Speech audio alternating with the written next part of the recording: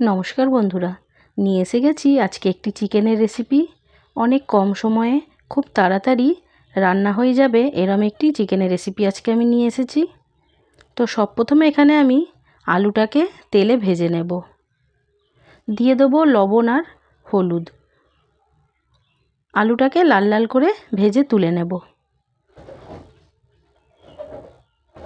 আলুটা আমার ভাজা হয়ে গেছে। এবার ওই তেলেই আরও একটু তেল দিয়ে দেব। আর এখানে আমি 3টে মিডিয়াম সাইজের পেঁয়াজ কুচি করে রেখেছি, পেঁয়াজটাকে দিয়ে দেবো। পেঁয়াজটা বেশি ভাজবো না, পেঁয়াজের মধ্যেই আমি এবার চিকেনটা দিয়ে দেবো। পেঁয়াজের সঙ্গেই চিকেনটাকে ভেজে নেব।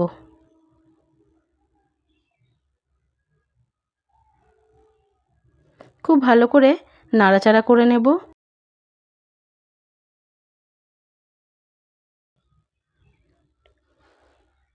এবার আমি এতে দিয়ে দেবো কাঁচা লঙ্কা, আদা রসুনের পেস্ট।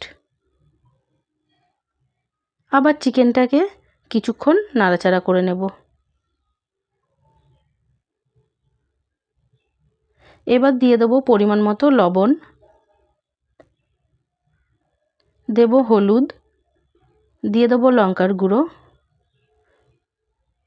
খুব ভালো করে সব কিছু একসঙ্গে মিক্স করে নেব।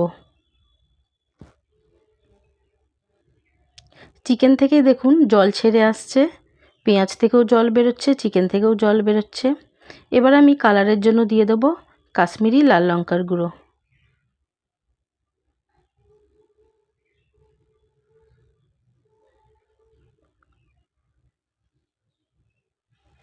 আবার ভালো করে সব কিছু মিক্স করে নিয়ে এটাকে ঢেকে ঢেকে রান্না করতে হবে।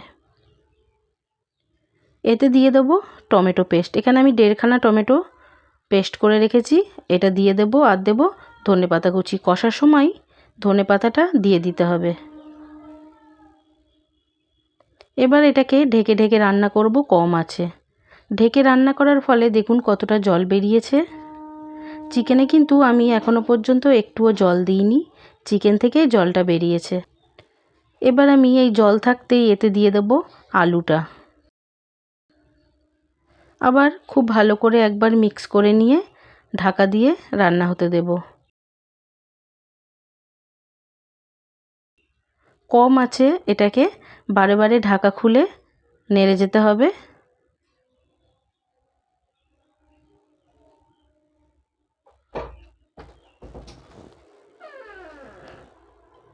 এবার দিয়ে দেবো এতে গরম মশলার গুঁড়ো আর দেব কসুরি মেথি, হাতে একটু গুঁড়ো করে নেব, দিয়ে ওপর থেকে ছড়িয়ে দেব। সব কিছু খুব ভালো করে আবার একটু মিক্স করে নেব। দেখুন চিকেন কিন্তু খুব ভালো সেদ্ধ হয়েছে। কম আছে ঢাকা দিয়ে দিয়ে রান্নাটা সম্পূর্ণ করেছি, আর একটুও জল দিইনি। সম্পূর্ণ রেডি হয়ে গেছে আমার চিকেন কষা। তো বন্ধুরা, রেসিপিটি কেমন লাগলো অবশ্যই আপনারা জানাবেন। আর যাদের হাতে কম সময় আছে এইভাবে একবার তৈরি করে দেখবেন, খুব তাড়াতাড়ি এই রান্নাটা হয়ে যায়। ভালো লাগলে অবশ্যই পাশে থাকবেন।